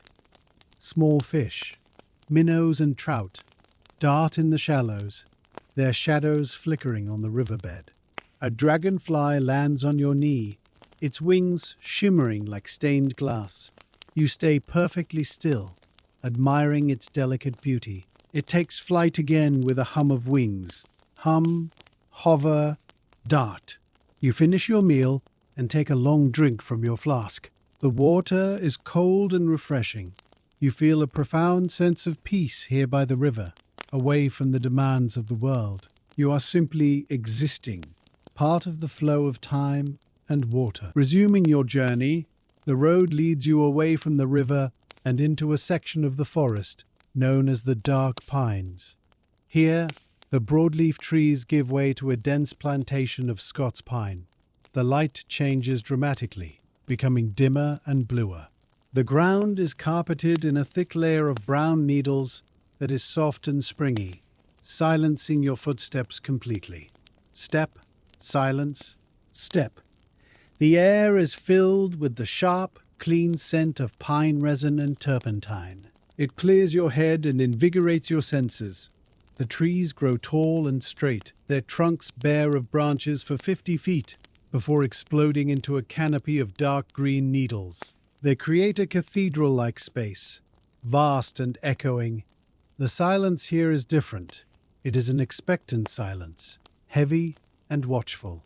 You notice the forest floor is dotted with large red fly agaric mushrooms, their white spots stark against the brown needles. They look like something from a fairy tale. You walk past a large anthill, a mound of needles 3 feet high, teeming with industrious wood ants. You stop to watch them work, carrying burdens many times their own weight with frantic energy. Scurry, lift, build. A crossbill calls from high in the canopy, a chip, chip, chip sound, as it uses its specialized beak to extract seeds from a pine cone. You look up, but cannot see the bird against the dark foliage. The temperature drops noticeably in the shade of the pines, prompting you to pull your cloak tighter. You walk briskly, enjoying the cool air and the hushed atmosphere. The straight trunks create a mesmerizing pattern of vertical lines that seem to stretch on forever. You are moving through a living corridor, a hallway of nature. Emerging from the pines, you find the light returning in a flood of gold as the forest opens up into a wide glade. In the center of the clearing stands the ruins of an ancient abbey. The roof is long gone, and the walls are crumbled and covered in ivy, but the great stone arches of the windows still stand, framing the sky. You walk towards the ruin, your boots crunching on the gravel path. The silence here is profound, a reverent hush that seems to linger in the stones. You step through the main archway into what was once the nave. Grass now grows where monks once knelt, and wild flowers bloom in the cracks of the flagstones. Step, whisper, bloom. You run your hand over a pillar of weathered sandstone. It is rough and warm from the sun. You can still see the faint traces of carvings, leaves, vines and faces, worn almost smooth by centuries of rain. A blackbird sings from the top of a ruined wall, its melody echoing clearly in the enclosed space. Sing, echo, trill. You sit on a fallen block of masonry to rest for a moment. You close your ideas and imagine the chanting that once filled this space, the smell of incense, the flicker of candles. Now there is only the wind and the birds. It is a peaceful, melancholy place, a reminder of the impermanence of human endeavor against the slow, steady march of nature. You feel a sense of connection to the past, to the people who built this place and walked these same stones. You stand up, brush the dust from your cloak, and walk out through the far archway, leaving the ghosts of the abbey to their silent vigil. The road continues, winding back into the trees, leading you towards the final leg of your journey through the great forest. Leaving the silent stone skeleton of the abbey behind, you rejoin the King's Road as it delves deeper into the heart of the great forest. The afternoon is now late, and the sun has dipped low enough to send shafts of amber light spearing horizontally through the tree trunks. The forest floor here is a chaotic, beautiful tapestry of ancient life. The roots of the giant beeches snake across the path like solidified rivers of wood, forcing you to step with care and attention. Step, pause, step. In the hollows between these roots, deep drifts of copper-colored leaves have gathered, creating soft, rustling pockets that swallow your boots up to the ankle. Swish, rustle, crunch. You stop to examine a fallen log that is slowly being reclaimed by the earth. It is covered in a lush, emerald velvet of moss, from which sprout varied and magical fungi, tiny, delicate bonnets on slender stalks, and shelf-like brackets that are hard and woody to the touch. You run a finger over the moss. It is cool, damp, and incredibly soft, releasing a faint earthy scent of petrichor. A beetle, its carapace shining like polished bronze, navigates this miniature landscape, climbing over a twig with slow, deliberate movements. Climb, pause, scuttle. You watch it for a moment, appreciating the smallness of its world within the vastness of yours. The air is growing cooler now, the humidity rising as the heat of the day evaporates. You can smell the change, a shift from the dry, dusty smell of sun-warmed bark to the richer, heavier scent of damp soil and evening dew. It is the smell of the forest breathing in. You adjust your pack, the leather straps creaking softly, and continue on your way. The rhythm of your walking has slowed naturally to match the fading light, a leisurely pace that honors the end of the day. You are not rushing towards a destination. You are simply walking through the golden twilight of the woods. The transition from day to evening in the forest is not a sudden event, but a slow, graceful slide into shadow. The golden hour deepens into the blue hour, stripping the warm colors from the leaves and replacing them with shades of indigo, violet, and charcoal gray. The birds are beginning their evening rituals. High above in the canopy, a murder of crows is gathering to roost, their raucous calls softening to a murmuring conversation as they settle for the night. Caw, murmur, rustle. A blackbird sings its final flute-like melody from the top of a hawthorn bush, a clear, liquid song that echoes through the darkening trees, marking the boundary of its territory and the end of the light. Sing, echo, fade. You feel a profound sense of solitude as the visual world contracts around you. The trees, which were distinct individuals during the day, merge into a single protective wall of darkness. The path ahead is now a pale ribbon of grey, guiding you through the gloom. You stop to fasten your cloak more securely, the heavy wool providing a comforting barrier against the rising chill. Button, wrap, warm. The wind has died down completely, leaving the forest in a state of suspended animation. The silence is thick and heavy, broken only by the sound of your own breathing and the rhythmic crunch of your boots. You are the only moving thing in a world that has gone to sleep. You feel a primal alertness, a heightening of your senses that comes with the dark. You can hear the snap of a twig 100 yards away, the rustle of a mouse in the grass, the distant bark of a fox. Snap, rustle, bark. It is not a fearful feeling, but a deep, vibrant connection to the wild. You are walking in the same darkness that your ancestors walked, guided by the same instincts. Night has fully claimed the forest. The canopy above blocks out the stars, leaving you in a tunnel of absolute blackness. It is time to summon the light again. You stop and swing your pack to the ground. You retrieve your brass lantern, the metal cold against your fingers. You strike a match, the sudden flare of sulphur and flame dazzlingly bright in the dark. Scritch, flare, hiss. You touch the flame to the wick of the candle inside, watching the fire catch and grow into a steady yellow teardrop. You close the glass door of the lantern with a satisfying click. You lift it high. The light pushes back the dark, creating a sphere of visibility, perhaps 10 feet across. Inside this bubble, the colors return, the brown of the leaves, the gray of the bark, the green of the moss, while outside the wall of night stands firm. You pick up your staff and resume your walk. The lantern swings with your stride, sending shadows dancing wildly across the path. Swing, shadow, swing. The forest feels closer now, more intimate. You pass a hollow tree that looks like a gaping mouth in the flickering light. You hear the soft, ghostly whoosh of an owl taking flight, its wings silent as it hunts in the dark. You cannot see it, but you feel the displacement of the air. The temperature has dropped to freezing. You can see your breath puffing out in white clouds that swirl in the lantern light before vanishing. Exhale, cloud, vanish. The ground is beginning to harden with frost, the mud turning rigid and crunchy. Crunch, stiff, snap. You are a beacon of warmth and purpose moving through the cold, indifferent beauty of the night. The rhythmic creak of the lantern handle and the steady thud of your boots are the only sounds you make, a simple, repetitive music of travel. As you continue through the tunnel of trees, a new scent begins to weave itself into the cool forest air, the unmistakable, comforting aroma of wood smoke. It is faint at first, a mere suggestion on the breeze, but it grows stronger with every step, promising warmth, food, and rest. Sniff, smoke, hope. You look ahead, straining your eyes against the darkness.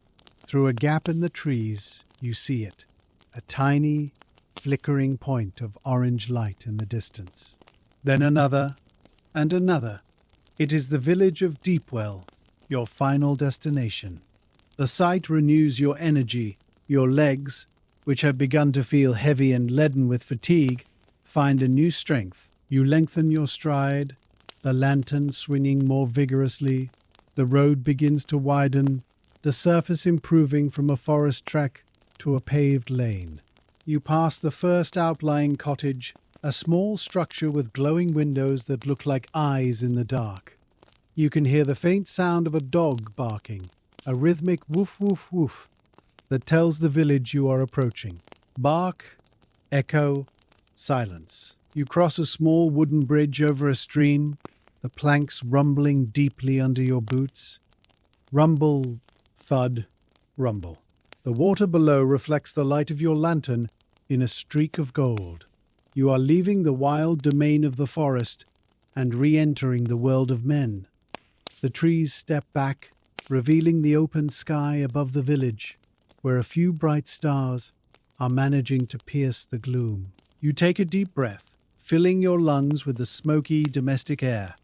The tension of the dark woods falls away from your shoulders. You are nearly home. The anticipation of unlacing your boots and sitting by a fire is a physical sensation, a warmth that starts in your chest and spreads to your frozen fingertips. You arrive at the edge of Deepwell, passing under a stone archway that marks the village boundary. The transition is complete.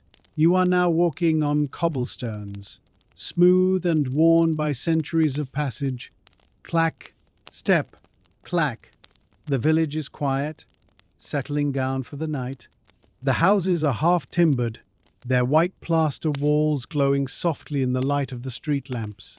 Iron cages holding burning pitch torches that sputter and hiss in the damp air. Hiss, flicker, glow. You walk down the main street, passing the darkened windows of the baker, the smithy, and the weaver. You can smell the lingering scents of their trades: yeast, hot iron, and raw wool. You reach the center of the village, where a large village green is bordered by ancient oak trees. On the far side stands the Stag and Thistle, a grand old inn with a sign depicting a noble stag with a thistle in its mouth. The windows of the inn are blazing with light, casting warm yellow squares onto the village green.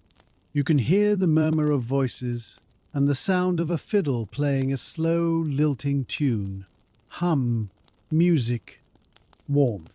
You approach the heavy wooden door, which stands slightly ajar, leaking heat and light into the cold night. You pause for a moment on the threshold to extinguish your lantern. You blow out the candle, watching the smoke curl up into the night. Puff, smoke, dark. You are done with the dark. You push the door open and step inside. The atmosphere hits you like a physical embrace, a wall of heat, noise, and the smell of roasting pork and ale. The journey is over. The road has led you here, to this place of safety and rest. You lower your hood, shake the frost from your cloak, and smile. You have arrived. You step fully into the embrace of the Stag and Thistle, and the heavy oak door swings shut behind you with a solid, resonant thud that seals away the cold night. Thud. Latch. Silence. The inn is a masterpiece of rustic comfort. A large rectangular room dominated by low, blackened beams that seem to hold the weight of centuries. The air is thick and golden, hazy with the smoke of pipes and the steam rising from drying cloaks. It smells of roasted pork, sage stuffing, and the sweet, malty tang of spilled ale. Inhale, sage, mount. A massive stone fireplace occupies the entire far wall, housing a fire of applewood logs that burns with a steady aromatic intensity. The flames lick at a large iron spit where a joint of meat turns slowly, dripping fat into the fire with a rhythmic hiss spit that makes your mouth water. You weave your way through the tables, which are polished to a high sheen by countless elbows. The patrons are a mix of villagers and travellers, their faces flushed with warmth and drink. A fiddle player in the corner is drawing out a slow, mournful air that floats above the hum of conversation like smoke. Hum, rosin, note. You find a seat near the hearth on a bench covered in a soft sheepskin. You unbuckle your pack and let it slide to the floor, the weight leaving your shoulders with a sigh of relief. You stretch your legs out towards the fire, feeling the heat penetrate the damp wool of your trousers, baking the chill out of your bones. The innkeeper, a bustling woman with a kind face and flower on her apron, appears at your side. "Welcome to the Stag," she says warmly. "You look like you've walked a long way." You nod, the fatigue finally catching up to you. "From the high moors," you reply. She whistles low. "A fair trek then. I'll bring you the roast and a pint of our best bitter."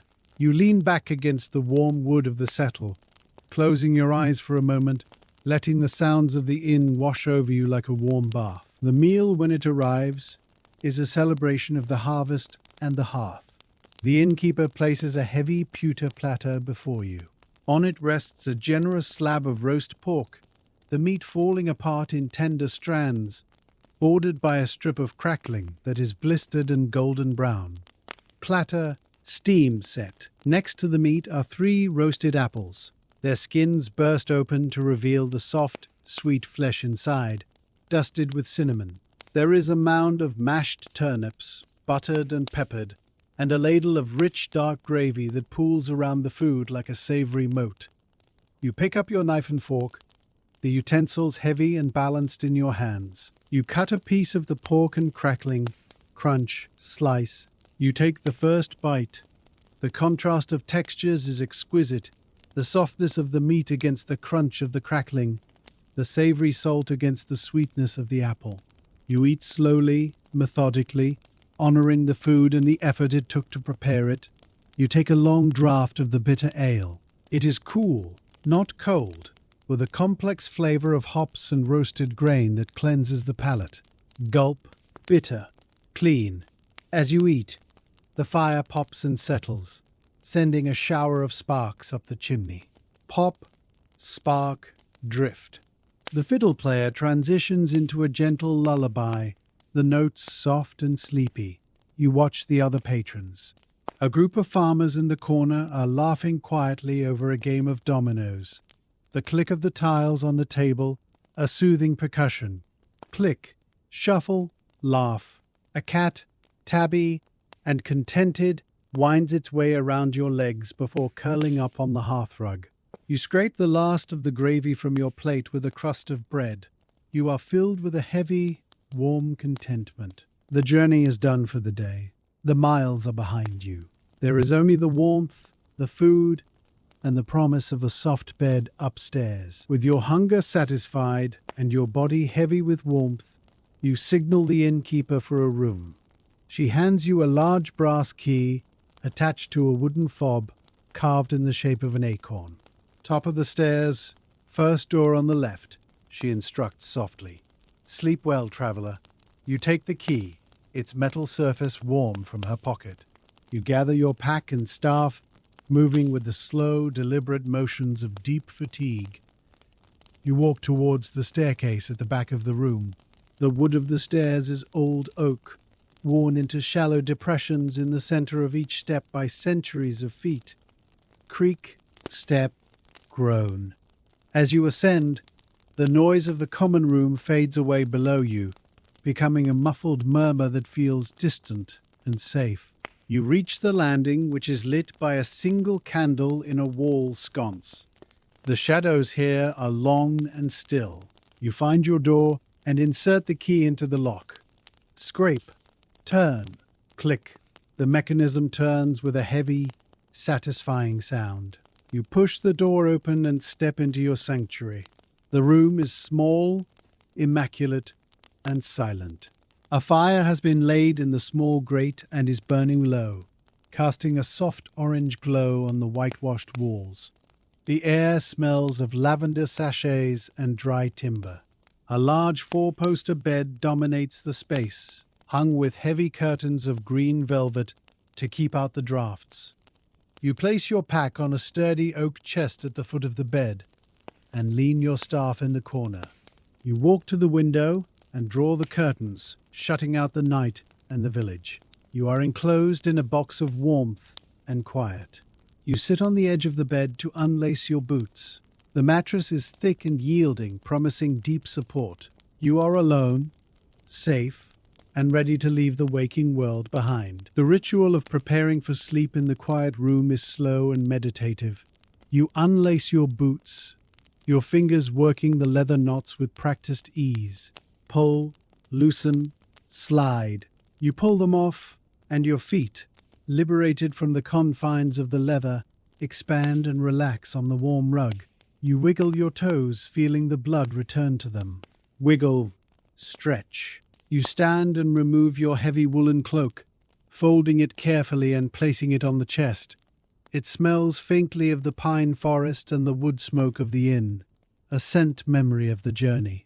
You strip off your tunic and trousers, washing your face and hands in the ceramic basin on the washstand. The water is tepid and smells of rosewater. You dry yourself with a rough linen towel that invigorates your skin.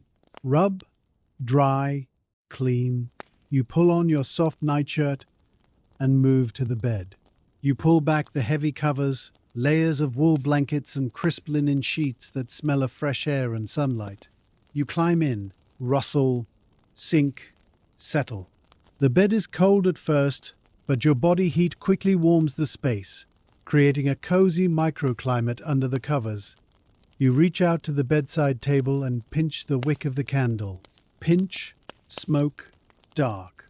The flame dies, plunging the room into darkness, save for the dying embers in the grate, which cast a faint, pulsing red glow on the ceiling.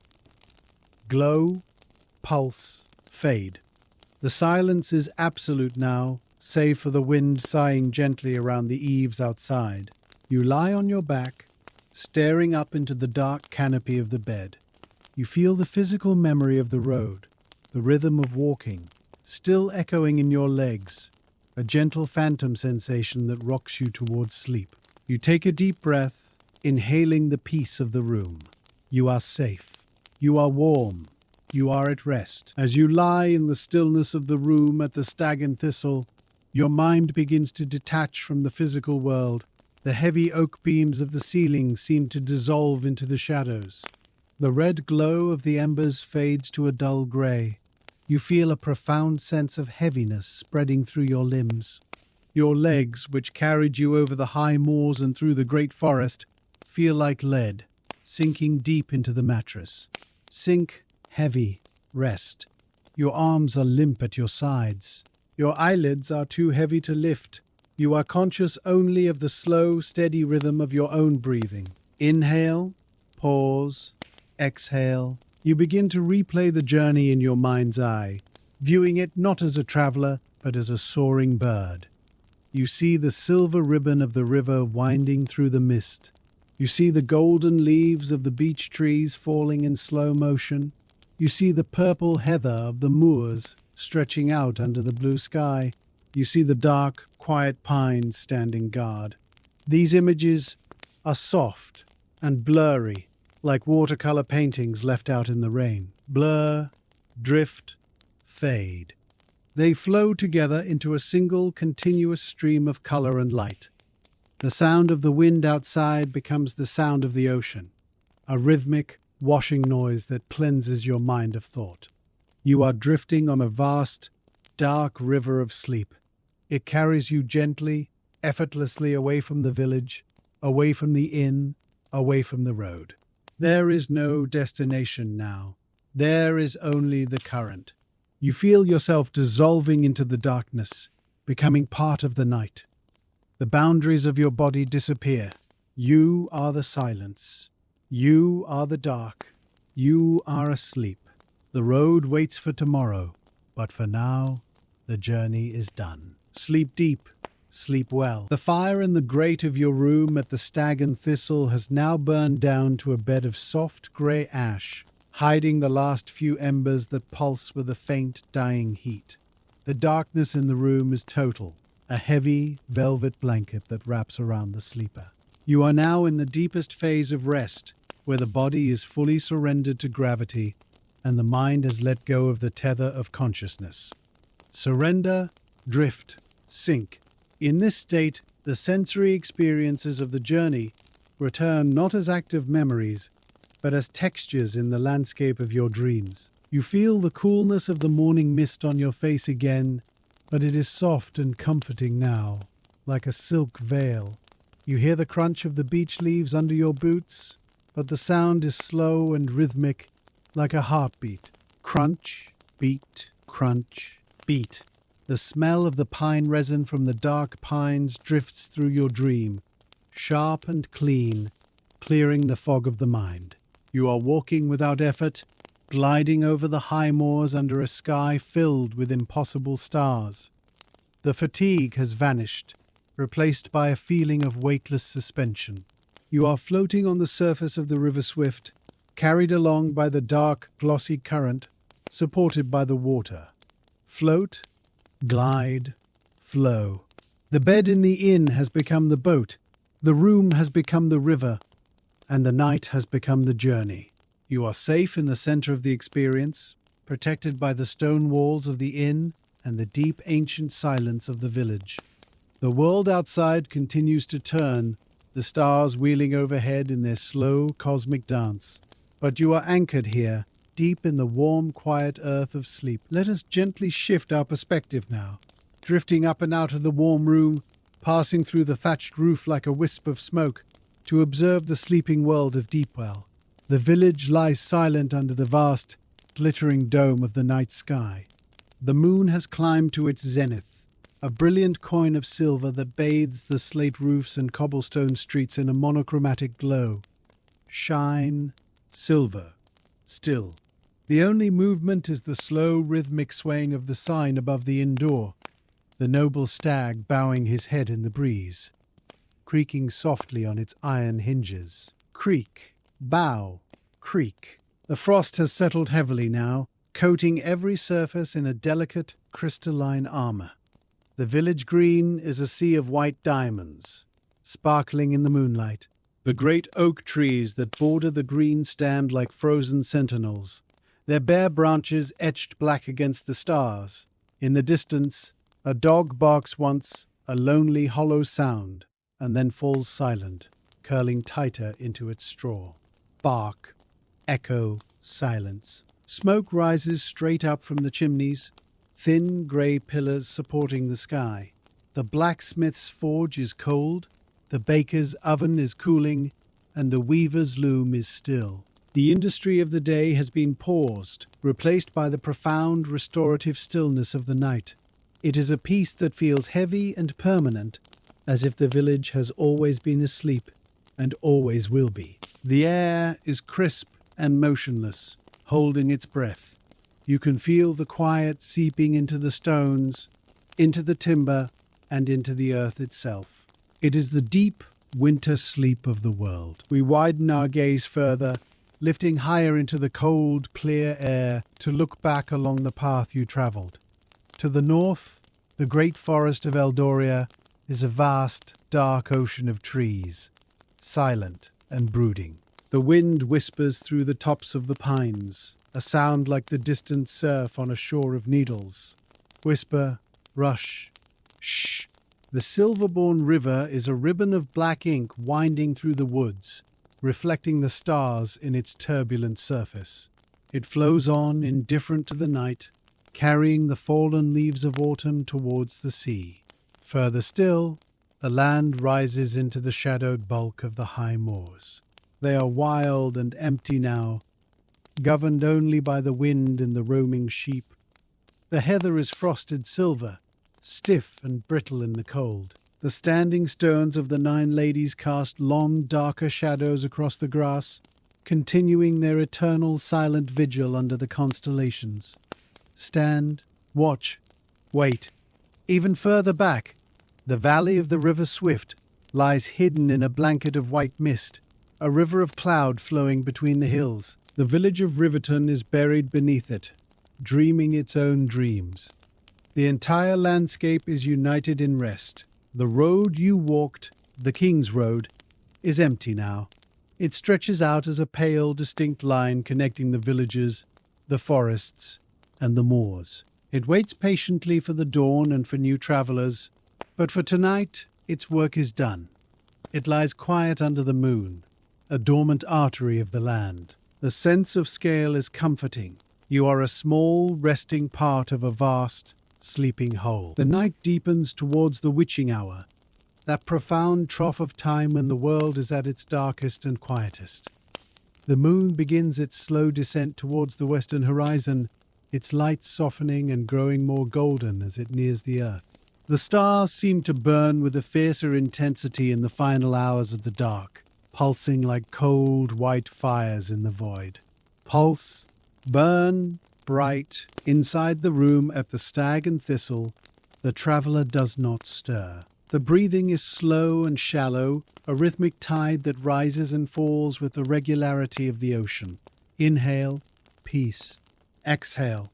The heat of the body has warmed the heavy wool blankets, creating a cocoon of perfect temperature. The mind has descended through the layers of dreams into the deepest dreamless state, a void of pure, restorative oblivion. There is no time here, no memory, no self. There is only the existence of the breath and the beat of the heart. The fatigue of the muscles is being knitted back into strength. The mind is being washed clean.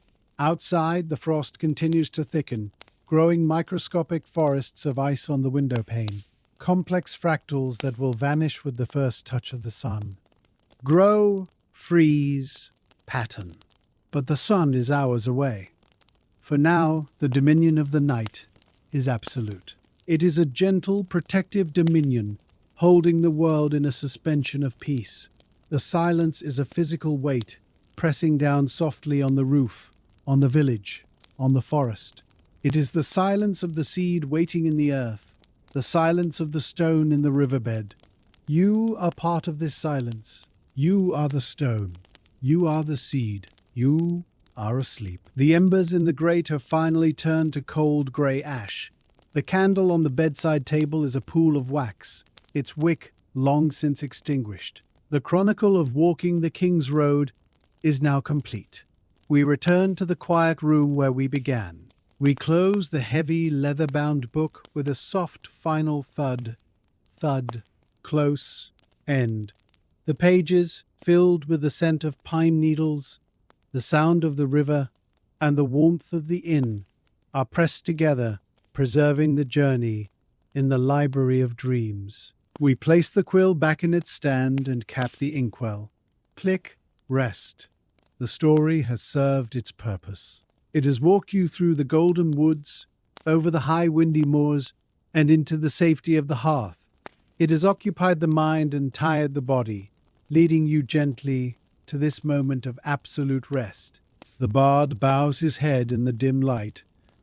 The tale is told. The road is closed. The night is yours. There is nothing left to do but drift.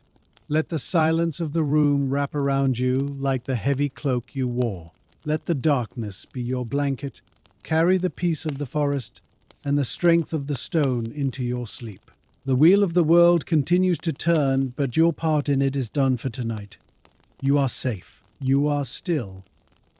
You are deeply asleep. Rest now, traveller. The dawn will come in its own time, but for now there is only the dark and the sweet, heavy silence. Good night.